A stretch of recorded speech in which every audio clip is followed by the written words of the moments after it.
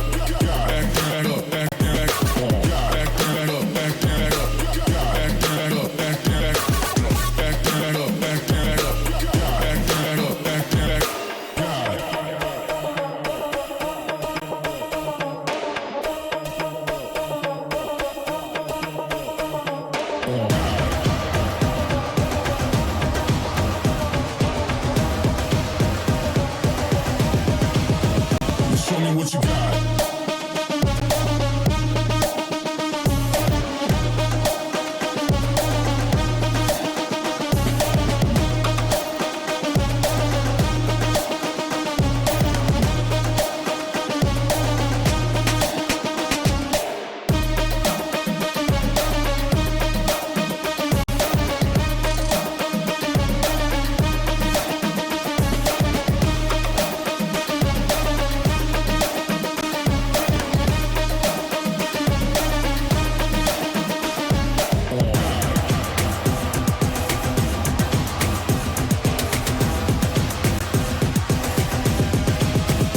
Show me what you got. Down, up, back, back, up, got down, up, back, back, got down, up, back, back, up, got down, up, back, back, got down, up, back, back, up, got down, up, back, back, got down, up, back, back, up, got. Ain't no reason to back down, so step it up. Got down, up, back, back, up, got down, up, back, back, got down, up, back, back, up, got down, up, back, back, got down, up, back, back, up,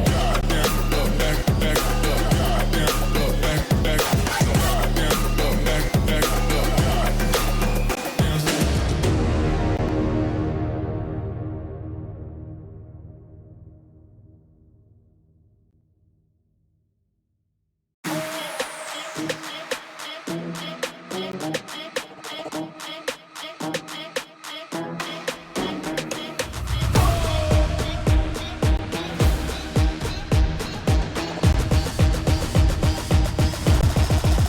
Got the money in the bank.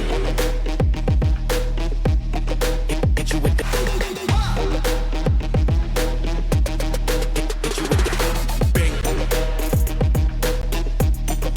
Hit you with the. Hit you with the 808. Hit you with the. Hit you with the 808. Bang to the break.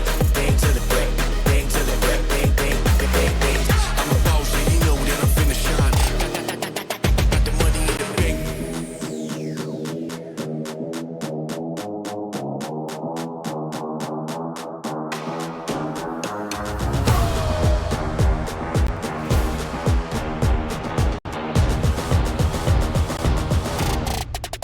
Got the money in the bank.